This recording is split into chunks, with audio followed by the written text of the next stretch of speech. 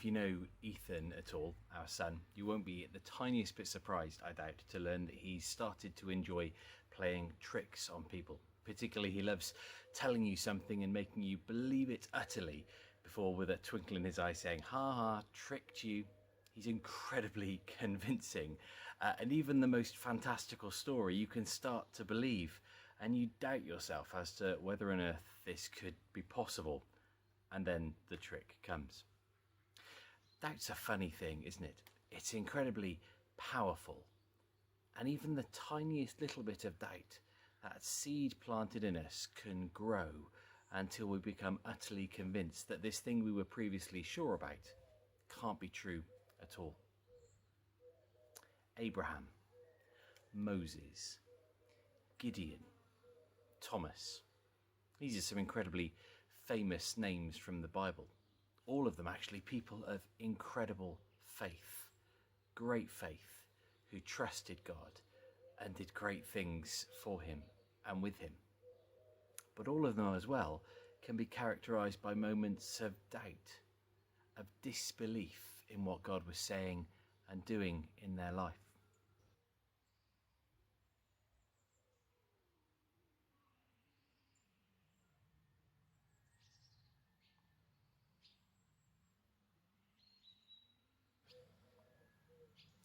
It's easy to think of doubt as being the enemy of faith. But of course, it's not the opposite of faith. The opposite of faith, of believing something, is not believing something. And doubt is kind of a funny halfway house between the two, isn't it? You can totally not believe something, and then a moment of doubt comes, and you come towards believing it, just as it can go the other way. No, I don't think the enemy of faith is doubt.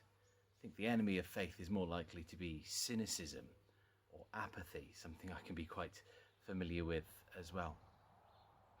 And so when we see doubt in the Bible, in stories of people like Abraham and Moses, we don't find God opposing them and getting cross with them, but instead he encourages them and draws them back to faith. I wonder if you've ever experienced the same.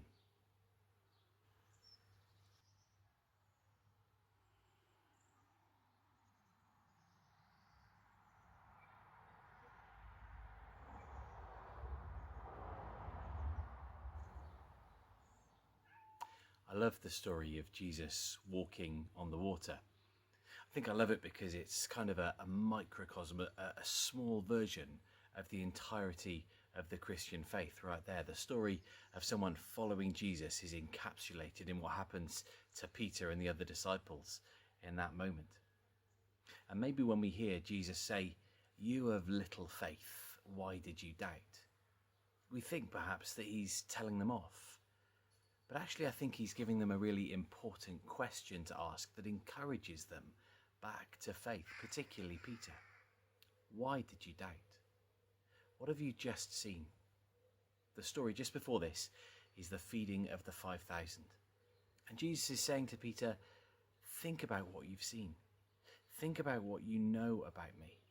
And then ask yourself the question, given all that you know about me, why did you doubt that I could do this? It's a really important and healthy question for us to ask, because we all encounter those moments of doubt, and in that moment, in those moments, it's good to ask, why are we doubting? Because for sure, it's not because God is lacking in any way. It's not because he's shown himself to be unfaithful in any way or untrustworthy. Not at all. Something else is going on, and we're forgetting who God is. And that is what causes us to doubt.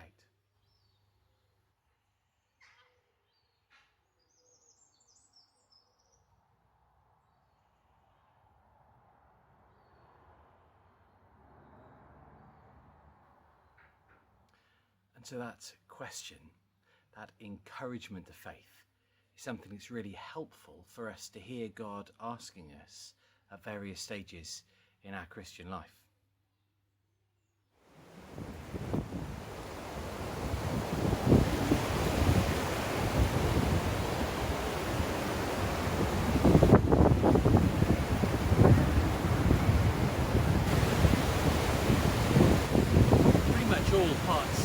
Bible, particularly the Gospels and the parables Jesus told perhaps, there's real value to be found in asking yourself the question, where would I be in this story?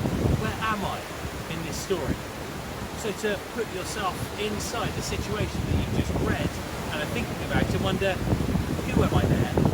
Where am I there? So let's ask ourselves that for this story.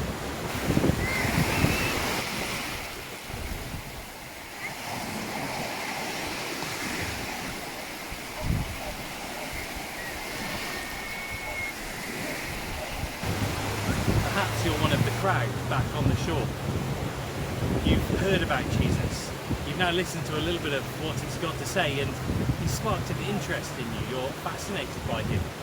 But you're not yet ready to follow him into a boat, even less to get out of a boat.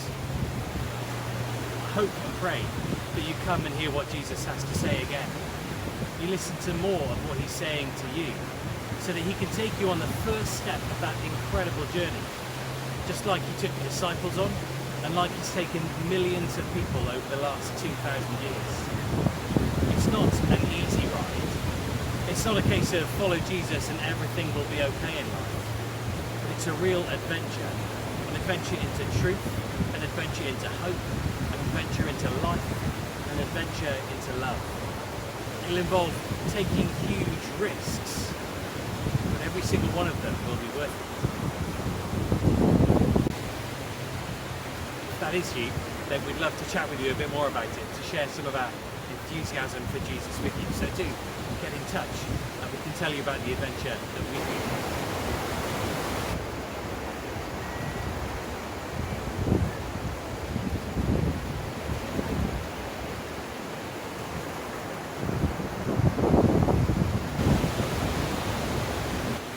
Perhaps you're not on the shore.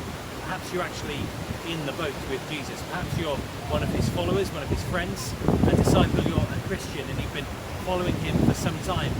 But now it's reached a point where Jesus seems to be doing and saying things that even frighten you. They're not what you expect from him. They're not what you want him to say. But worse still, he's asking you to do something that you don't think you can possibly do. Being a Christian isn't without cost. Certainly isn't without risk. Being a follower of Jesus actually means to put ourselves and everything else that we might value second to him and his kingdom. And there is a huge risk there. The risk is saying that we might be wrong and he's right.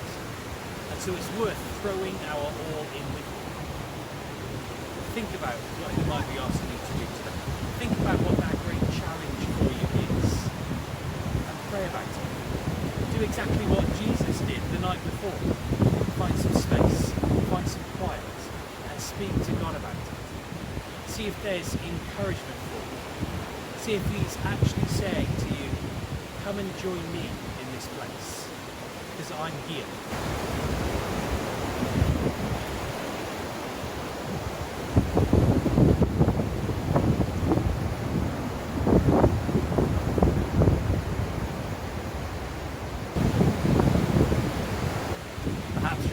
Incredible place of all. You're actually out on the water. You're walking. You're doing that thing you thought you'd never do. You thought was impossible. And you're trying with every fibre of your being to do your very best at what Jesus has asked you to do. But there's a key. Do you remember Peter began to sink the moment he looked around the waves, took his eyes off Jesus, and it all started to go wrong. So if you today are out on the water, walking with Jesus, doing something incredible, then keep your eyes fixed on him. Just as we read in the letter to the Hebrews, chapter 12, keep your eyes fixed on Jesus, author and perfecter of our faith. Because there is all the strength that you need. It's not within you, it's within him. All the ability that you need to do this incredible thing is in Jesus, not in you. So keep your eyes fixed on him.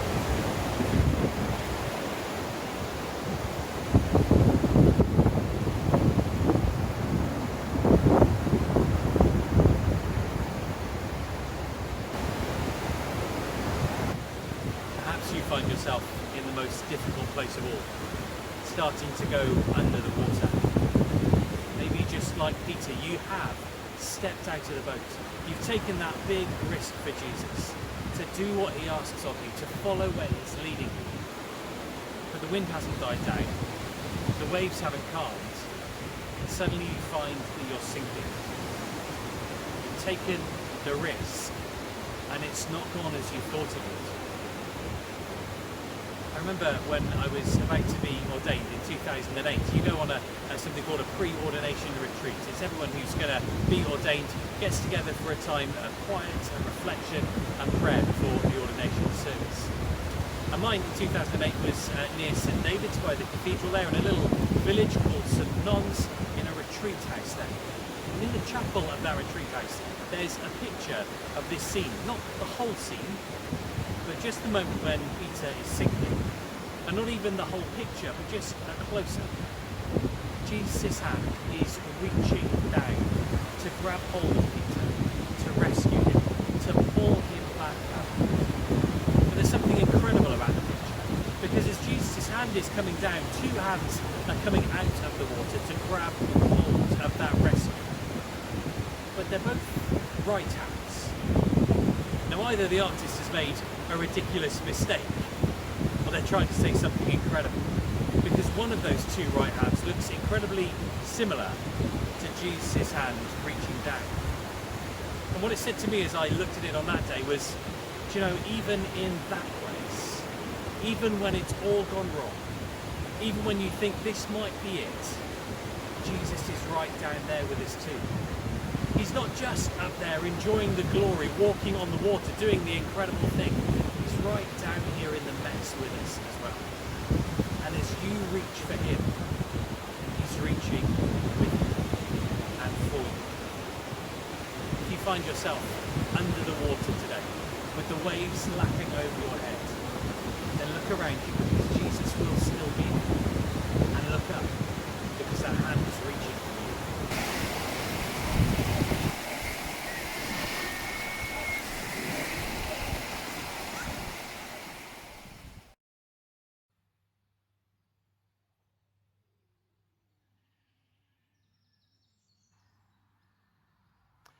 I wonder how, later in his life, Peter looked back on this story. It's obviously a story he told. He must have told it for us to get it here in our Bibles. I'd be really surprised if he looked back on it as a moment of shame, as a problem. More likely he looked back on it as a point from which his faith grew, because of what Jesus did and what Jesus said. Those moments of doubt in our lives can go both ways, can't they? We can fall off the edge of the cliff, or we can rise high. The key is keeping our eyes fixed on Jesus. The key is reaching out for him and knowing that he's there with us when we're in those low moments. Because as he pulls us up, he lifts us on to new faith, to greater faith, and incredible things. I pray that when we encounter those moments of doubt, that we won't feel that we've failed, that we won't berate ourselves, but we'll ask ourselves why, and we'll look to Jesus, and we'll move on to new faith.